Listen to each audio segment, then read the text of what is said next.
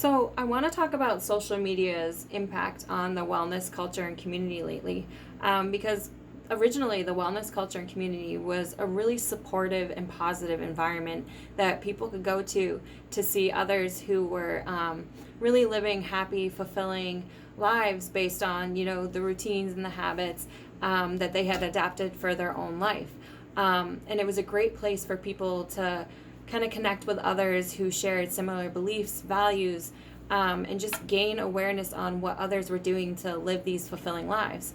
But because of the new influencers that we see on social media, the wellness culture as a whole has kind of shifted in a direction that is the diet culture in disguise. And it's really profiting off of body insecurities because a lot of people who look to the wellness community for support and ideas are those who struggle with self-care, self-compassion, finding balance within their own life or body image. And it is more destructive to people who are, struggling with mental health issues on any level because they're going to this community and this culture looking for ideas to find balance within their life that could really help them while they're going through recovery. So with this shift and kind of reborn version of the diet culture through the wellness culture, it can be really detrimental to a lot of people, those with mental health problems, and then just other people in general because of what we're seeing and what we're being told about what wellness now is. So it's pretty much telling us that we don't know what's best for our bodies now, and that certain products are going to make us look certain ways, certain exercises will get us to these perfect physiques that we want, and restricting food, cutting out whole food groups, counting every calorie, every macro, and pretty much everything that we're ingesting will lead to this overall sense of wellness or this really fulfilling and happy lifestyle that we're seeing these people living. So at a first glance, like, wellness culture online seems like this harmless way for keeping yourself physically and mentally healthy. And we are now identifying wellness with these picture perfect people who are eating giant healthy salads and nothing else, and completing some great exercise routine or going through this 20-day fix and feeling great. They're constantly happy. They're portraying a successful, fulfilling life, and that we can't have that unless we're engaging in those same trends, diets, restrictions, or specific workouts that these people are following. So beneath this false projection of health and wellness, there's this toxic notion that we're not enough as we are. And that is not what the wellness culture or community is supposed to project at people in any sense of the way. But it's become this warped and elusive message that there's some form of necessary self-improvement in order to be well. And it's teaching people that their bodies need to be in this constant and perpetual state of improvement.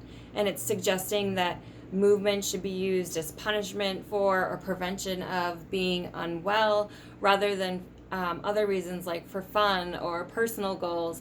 And it's encouraging following all these strict external rules about what, when, and how much to eat, what to avoid. It kind of labels everything.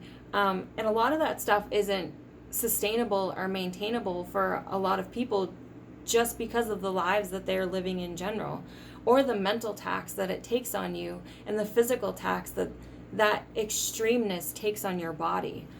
The language that's now kind of being used in the wellness community, at least online, is suggesting that eating clean or raw, doing 20-day fixes, buying specific products, following daily exercise regimes, no rest days, no excuses is the only way to achieve this healthy lifestyle.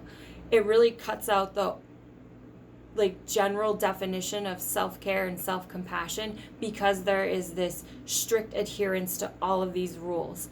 So rather than emphasizing, awareness of food ingredients, intuitive eating, exercise that's appropriate for your body, specifically like your needs, and your overall mindset, the importance of rest and recovery and self-awareness to figure these things out, because people need to be aware of what works for their body, what works for their mind, and what makes them feel like they are in a state of being healthy.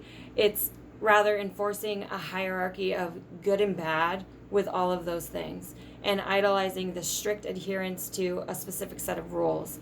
And it's implying that those who do adhere to those rules, like the people that we see on social media, are going to be superior to other people who can't manage to make that work for their lifestyle, because it is hard to sustain and hard to maintain. It's not always affordable, it's not always realistic, and it doesn't work for everybody.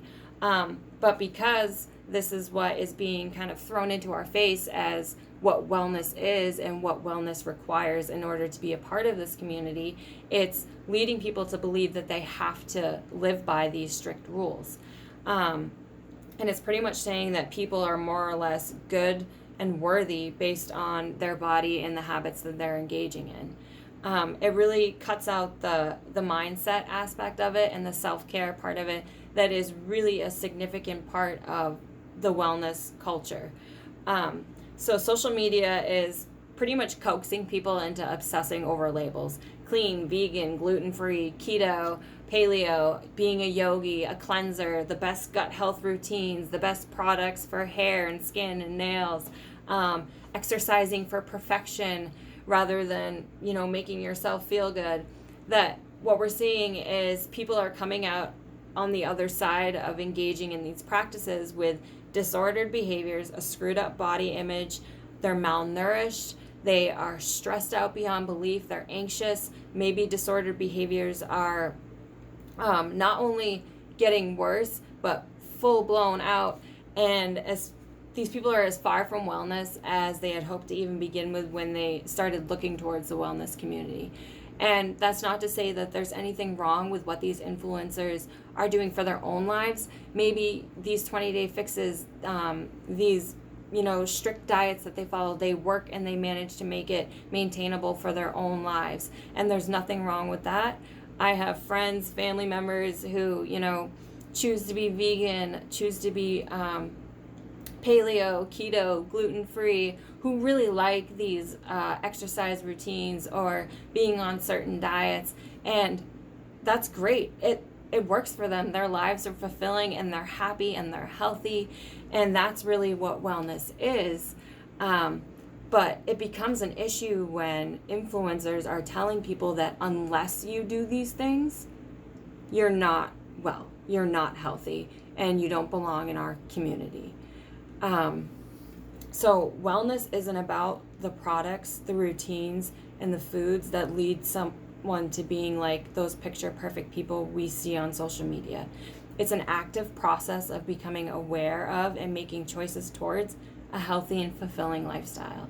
It's this overall process of change and growth that is going to look different on absolutely everybody, because it's through the self-awareness and body acknowledgement and mindset awareness that people can recognize what works and doesn't work for their body. And it's becoming increasingly difficult for people to find this level of health and actual wellness because of what they're now being told is the new definition of wellness, and that there's a specific set of rules that they have to follow in order to be a part of the community. So it would be great if social media could, promote the people who do engage in some of these practices, but not for, the strict, perfect rules that the new wellness culture is trying to project at us, but for the fact that it is really leading to them having healthy, happy, and fulfilling lives, because a huge part of that is balance in everything that you do.